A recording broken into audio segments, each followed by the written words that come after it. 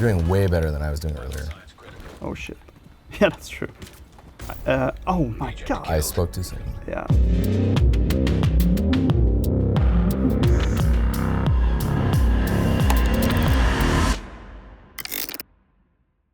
Right, so yeah, there's a lot of logic that we try to build into the world that essentially explores and explains how people were meant to be moving. And the nice thing about it is it kind of helps us figure out what vehicles will be present, as well as like where barricades would be, and it just makes it a lot easier to rationalize what we're trying to do. Yeah, it's based on like the real plans of the city. If something would happen, and this will be the real evacuation routes that they would use.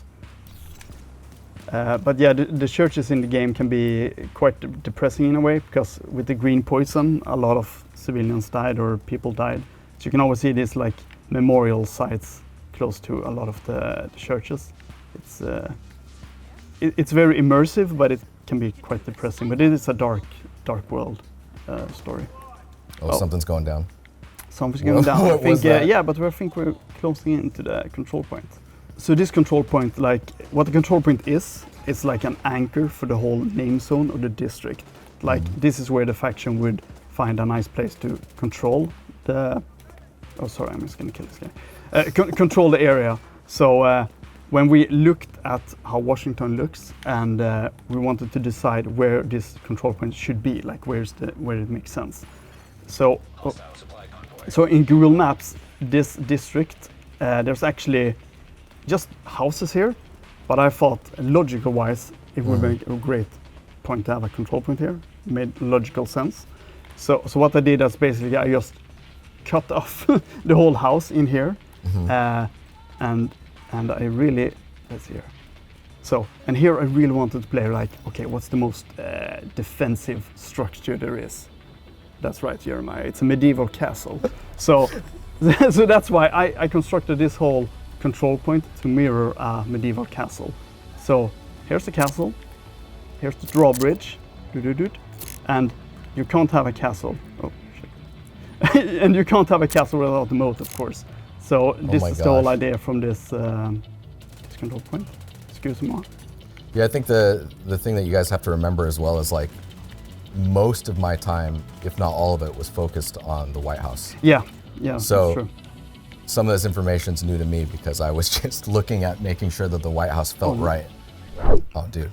Yeah, that's because it's a fortified position, this castle. It's very hard to break into. But yeah, that's all the story with this one. And I tried to have a theme for all the control points that I made.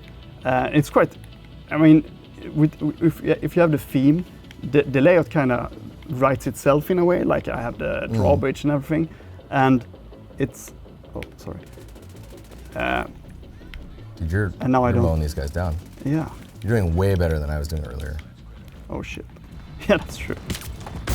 Oh my god. I spoke too soon. Yeah. Yeah. So this location is another one that you worked on, but this one also has. It looks like it's friendly controlled already. Yeah. Looks like that. Yeah. So the thing with this one is that we have talked about that we wanted to recreate Washington 1-1, but this is a situation where I didn't like how it was.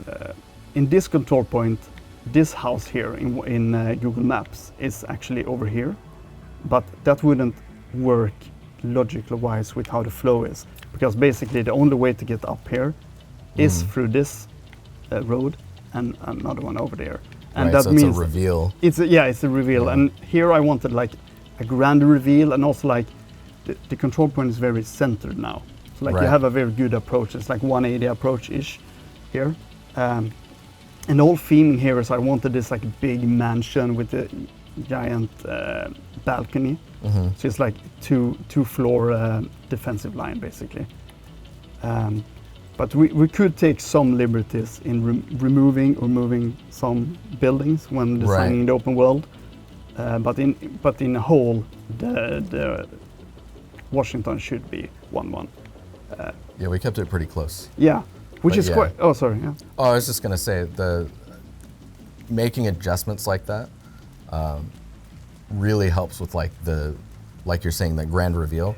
It's like to me is really important, and I think to you as well. It's just like making a space feel like, whoa, where am I? You know, you go into these like tight areas, and then you come back out, you get this really cool reveal. Yeah. So you'll notice a lot in our games that will shrink a space and make it a little tight, and then when we reveal, we're usually opening it up, and it's a reveal of not just the location, but some other details around. Yeah, have those grand moments.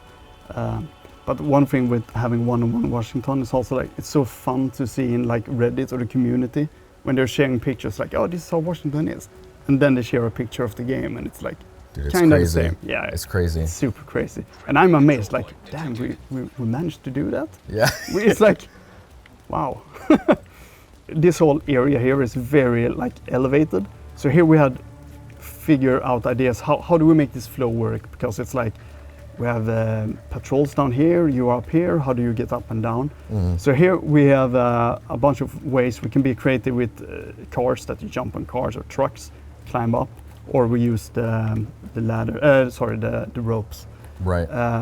But basically, Washington wasn't built as a game, of course. But we do so you have to get adjustments. creative to find ways to like rappel down something or climb on something to get access to an area that you can't normally. Yeah. Yeah. And here's also where I love this. Like this is the faction theming. So now I know that I am walking into the Outcast faction controlled territory.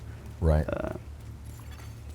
So in Washington, there's a bunch of stuff happening.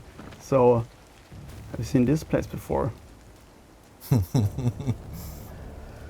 Oh, it's so yeah, good. I'm not sure. Wow. Yeah. I think this is a hunter on the loose. I'm not sure actually. I haven't solved this puzzle quite.